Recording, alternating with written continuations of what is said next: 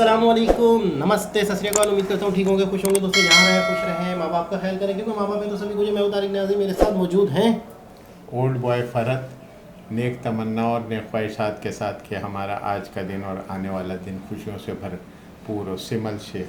आज तक वही नाम है।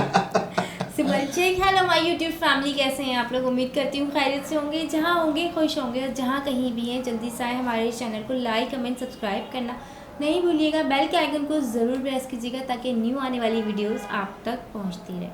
तो आज जल्दी से वीडियो की तरफ चलते हैं। वीडियो का टाइटल आधा हिंदी में है, फिर इंग्लिश में है।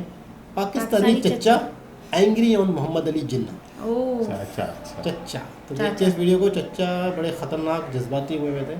स्टार्ट करते हैं वीडियो को। उंगली उठाई हुई है उन्होंने। ये यहाँ बनी हुई। हाँ, ये पाकि लाहौर में मुजम्मिल की वजह से जिद्दी आदमी था जना, किसी की बात क्योंकि हमारे कल्चर का नहीं था। ना वो पंजाबी था, ना बंगाली था, ना वो बलोची था, ना सिंधी था। वो काठीवार का कोई था, मिक्स ख़ानदान का, और जिसको इंग्लैंड भेजा गया और फिर बुलाया गया इस मिशन के लिए। और आपको पता है उसी तालीम की थी नहीं, किसी को पता है? वो मैटर पास था, सिगार पीता है, शराब पीता है, और इस्लाम का मज़हब का नारा बुलाता है, मजहबी टच देता है। और फिर झूठा इतना कि एक वक्त लगा कि उसने ये कहा कि जनाब अलग अलग हैं, और फिर जब उसने एक स्टेट बना ली तो खड़ा होकर कहता है अब हम एक हैं। कायदा किसने दिया? जिना लियाकत अली नेहरू गांधी ने तंजन इसको कहा कि तू कायदे आज़म अपने ख़त में, अब इसका नाम कायदे आज़म पड़ गया। ये कायदे इसका नाम नहीं है। तो आपको पता किसी बताया लोगों ने कि कायदे आज़म का नाम किसने दिया इसको? तंजन एक दफ़ा ख़त में गांधी ने कहा कायदे आज़म, और इसका नाम बढ़ गया। ये पागल हो गया। जैसे न्याजी को कह दे तुम बस क्या है, तो वो पागल हो गया हुआ है। ये 30 वहाँ पे 30 रुपये किलो प्याज बिक रहा है, यहाँ पे 300 रुपये बिल रहा है। 30 रुपये था, ठीक है।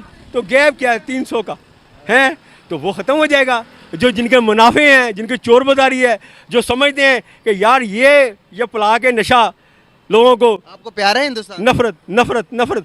मुझे हिंदुस्तान से, भारत से, मैं हिंदुस्तान नहीं कहूँगा, मुझे भारत से प्यार है। वो मेरी धरती है, ये भी भारत है।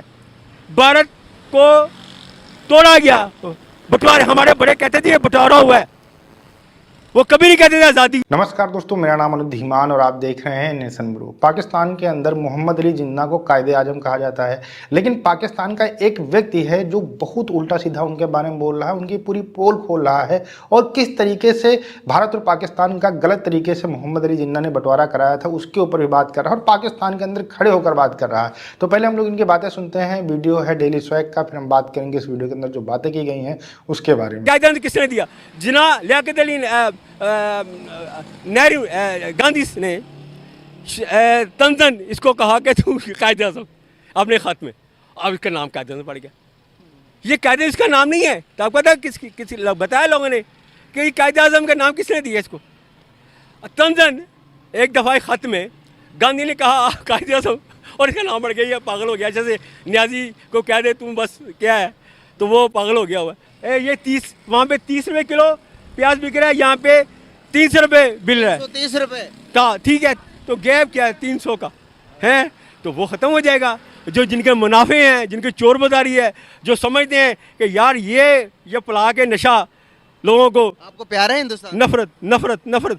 मुझे हिंदुस्तान से, भारत से, मैं हिंदुस्तान नहीं कहूँगा, मुझे भारत से प्यार है। वो मेरी धरती है, ये भी भारत है। भारत को तोड़ा गया, बंटवारा, हमारे बड़े कहते थे ये बंटवारा हुआ है, वो कभी नहीं कहते थे आज़ादी हुई है। आज़ादी कैसे हुई है? वो बंदा कभी जेल तक नहीं गया। जिन्होंने आज़ादी ली वो जेलों में गए। गांधी गया, नेहरू गया, अब्दुल कलाम आज़ाद गया, हुसैन मदनी गया, ठीक है।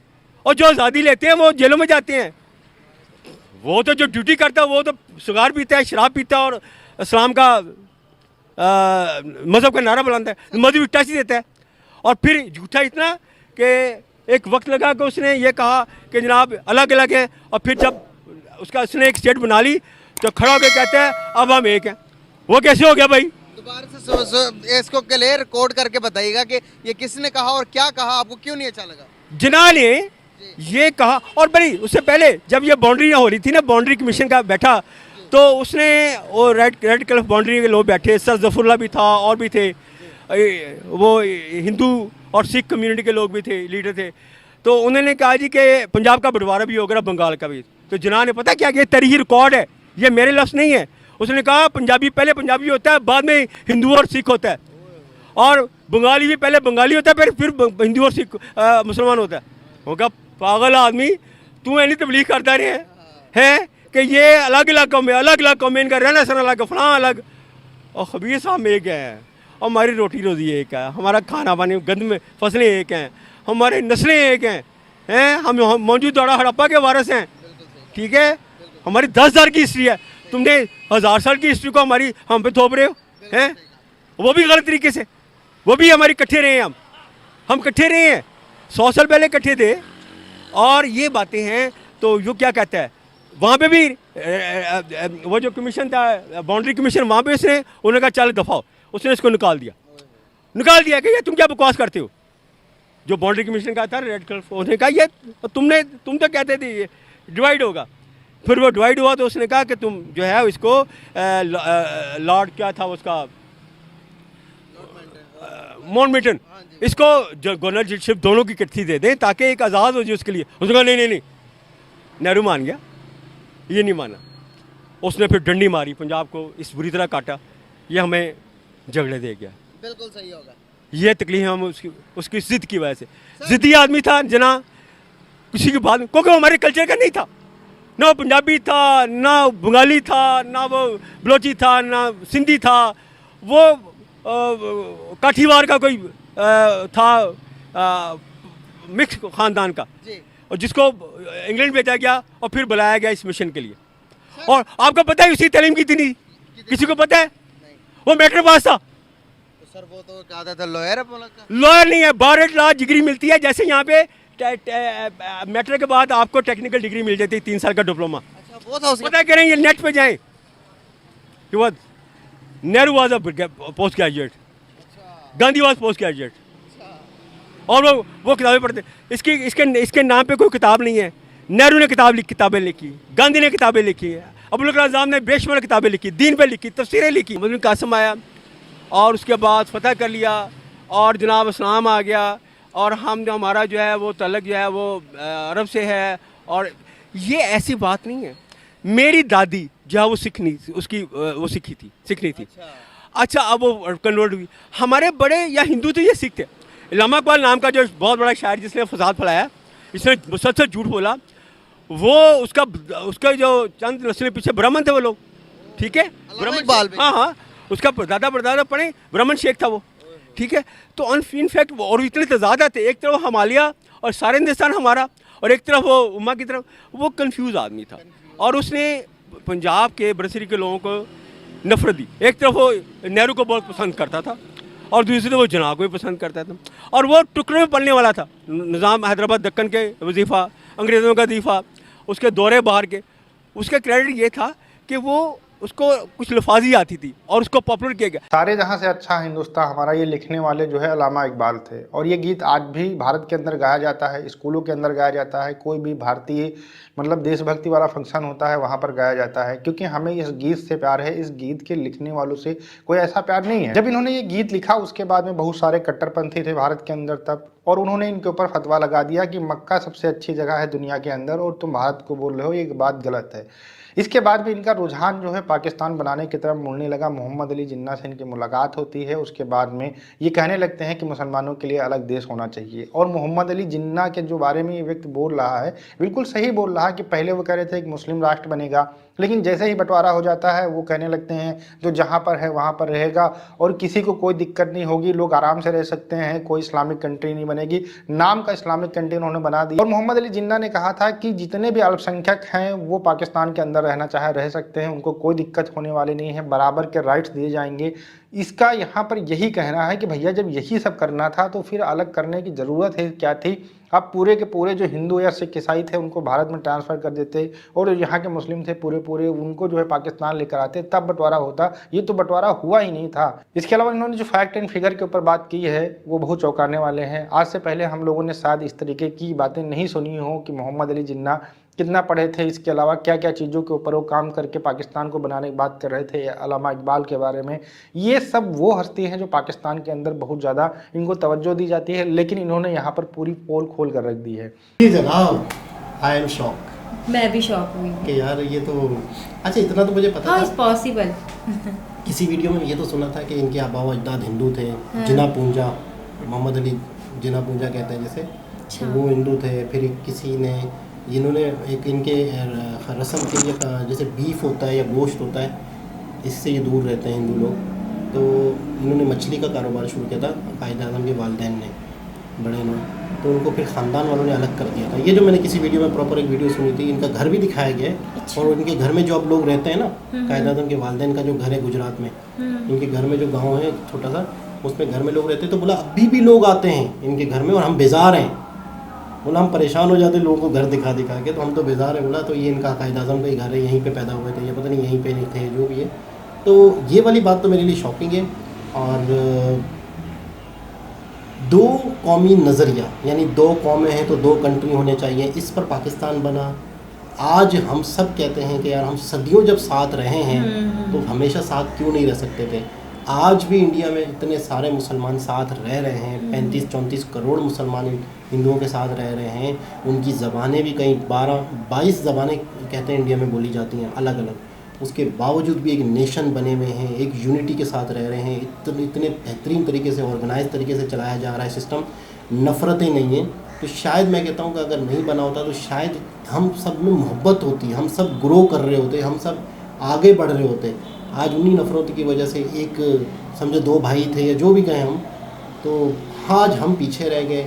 हमने अलग मुल्क हासिल कर लिया, लेकिन हम जिस मकसद के लिए शायद तरक्की करेंगे, हम मुसलमानों को उनको हक़ मिलेगा, मुसलमान तेज़ी से आगे जाएगा, एक अलग कंट्री होगा, तो वो चीज़ें कुछ भी नहीं हुई। यूँ समझ लें कि अगर एक प्रोजेक्ट का पाकिस्तान बनने को एक प्रोजेक्ट के माने लिया जाए, एक प्रोजेक्ट के तौर पे सोचा जाए, एक प्रोजेक्ट था जिसमें कंट्री बनाना है, उस प्रोजेक्ट का मकसद है लोगों की ग्रोथ हो, लोगों का फ़ायदा हो, तरक्की करे, बड़ा कामयाब मुल्क बने। तो शायद वो प्रोजेक्ट एक तरह से वो चीज़ हासिल नहीं कर पाया जो उसका मकसद था, जबकि इंडिया बहुत तरीके से इस वक्त आगे बढ़ रहा है, मैं जहाँ तक समझता हूँ। बाकी जिन्ना वाली ये बात आपने कहीं सुनी है या मुझे तो थोड़ा इल्म नहीं है इस बारे में, कि वो मैट्रिक पास थे, 12वीं पास थे, लॉ मतलब वो आगे तालीम हासिल नहीं की थी, इस पर क्या कहेंगे आप? मैं तो बहुत शौक हूँ। मुझे तो यकीन ही नहीं आ रहा कि ऐसा भी कुछ है, क्योंकि हम पैदा हुए हैं, पैदा होने के बाद अभी तक हम यही सुनते आ रहे हैं कि जिन्होंने हमारे लिए बहुत कुछ किया, कायद आज़म मोहम्मद अली जिन्ना ने हमारे लिए बहुत स्ट्रगल किया है, हमें मुल्क बनाकर दे गए, तो उनका बहुत बड़ा एहसान है हम पर। हम तो यही सुनते आ रहे हैं अभी तक अल्लामा इकबाल और कायद आज़म मोहम्मद अली जिन्ना के बारे में, लेकिन अभी ये सारी चीज़ देख के तो मैं शौक बैठी हुई कि ये क्या सीन है। और ये पाकिस्तानी शख्स पाकिस्तान में खड़े होकर बोल रहे हैं, हाँ, ये एक बड़ी बात है, ये बड़ी बात है। जिनके नोटों पे इनकी तस्वीर लगी हुई है। तो जज्बाती थे, बड़ा जज्बात से बोले थे। और अल्लामा इकबाल भी मतलब है कि शायर मशरिक़ कहा जाता है, जी जी, कि मतलब सिर्फ पाकिस्तान के शायर नहीं है, पूरे इस खित्ते के शायर हैं। और मैंने ये भी सुना है कि अल्लामा इकबाल को चाइना में बड़ा पसंद किया जाता है। चाइनीज़ लोग इनको बाकायदा, इनकी जो नज़में हैं, गज़लें हैं, वो बाकायदा याद करते हैं और पढ़ाई जाती है बाकायदा चाइना में, यूनिवर्सिटियों में, मैंने ये सुना है। तो आप इस वीडियो से क्या? भाई मैं तो इसकी वो वाली बात जो है कि वो ये जो है तकसीम बंटवारे वाली बात पे मैं बहुत ज़्यादा यानी इत्तेफाक करता हूँ कि ये बंटवारा किया गया था। और ये बंटवारे के ये ज़ाहिर है कि हम बहुत सी चीज़ें तारीख़दा होते हुए जो है ना उसमें चीज़ें निकलती हैं, तो हम अपनी तरफ से तो कोई ओपिनियन दे नहीं सकते। अब जैसे कायद आज़म मोहम्मद अली जिन्ना का वो बता रहे हैं कि भाई वो नॉर्मल थे, और उसमें वज़न इस बात में ये है कि वो मैट्रिक थे और उन्होंने 12 की जो है डिग्री करने के लिए, जो कि वो किसी को भी दी जा सकती है, उसके अंदर वो यानी जो बता रहे हैं उसके अंदर काफ़ी वो है यानी वज़न है उनकी बात में कि ये वाली बात है। लेकिन हम वो बात कैसे कह सकते हैं? बहरहाल वो कुछ भी है, लेकिन देखो तारीख बात ये है कि मेरे हिसाब से तारीख़ी वाक़यात जो है ना प्रैक्टिकल दुनिया के अंदर सिवाय लोगों को मोटिवेट करने के कि भाई हमारा ऐसे था, अगर अच्छा था तो अच्छा तरीका किया जाएगा, और गलत है तो गलत का उसको फेस करना पड़ेगा कि भाई आपकी तारीख ये थी। बाकी मैं समझता हूँ कि हर कौम जो है जो अपने मारूजी अवेलेबल सरकमस्टांसेस उन्हीं के तरीके से तरक्की करती है।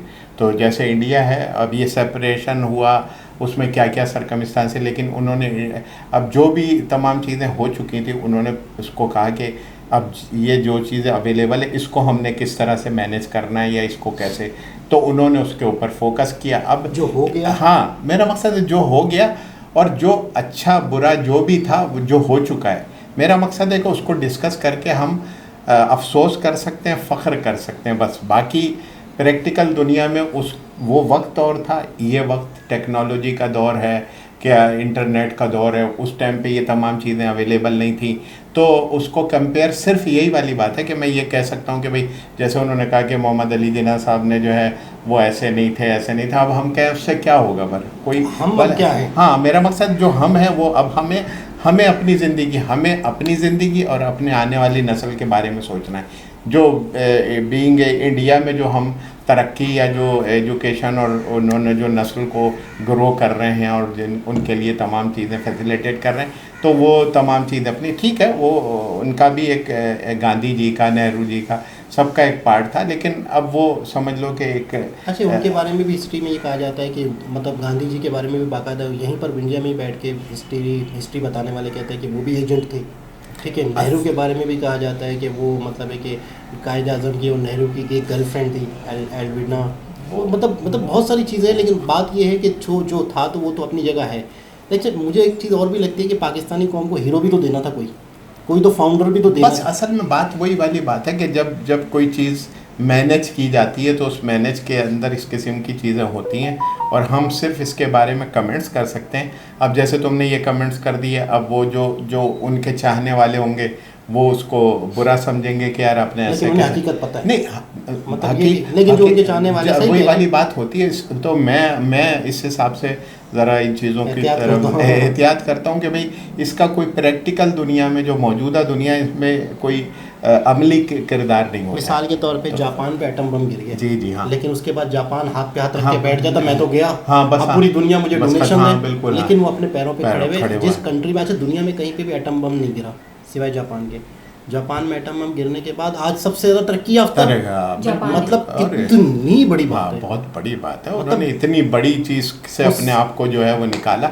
हमारी हिस्ट्री और उनकी हिस्ट्री में तो ज़मीन आसमान का फर्क है। हमारे यहाँ तो सिर्फ वो हुआ है, बंटवारा हुआ है, मेरा मकसद है। बाकी उसके अंदर वो वाली बात है कि अगर उनकी कंपटीशन में देखें तो हम तो अशरे अशीर भी नहीं है, मेरा मकसद है। कहते हैं कि आज तक वहाँ पर कोई असरात पैदा होते हैं, आज तक की नस्ल दर नस्ल। बिल्कुल बिल्कुल। तो ये तमाम चीज़ों को अच्छी बात है। हिस्ट्री अपने आप, हिस्ट्री पे फ़ख्र भी करते हैं, हिस्ट्री पे अफसोस भी करते हैं, लेकिन बात ये कि अपने आप को प्रूफ करने के लिए आपको प्रैक्टिकल जो मौजूदा अवेलेबल रिसोर्सेज हैं उनको किस तरीके से फ़ायदा उठाना है और आने वाली नस्ल को उसके मुताबिक वो करना है, तैयार करना है, ताकि वो दुनिया में अपना मुकाम हासिल कर सके। भाई ये हालात हैं। हिस्ट्री बड़ी ही भयानक भी हो सकती है, कुछ भी हो सकता है। और हिस्ट्री के बारे में मेरा ख्याल है कि ठीक है, अच्छी बात है, सब चीज़ें ये चीज़ होती हैं और इनको सुनना भी चाहिए, फ़ख्र भी करना चाहिए।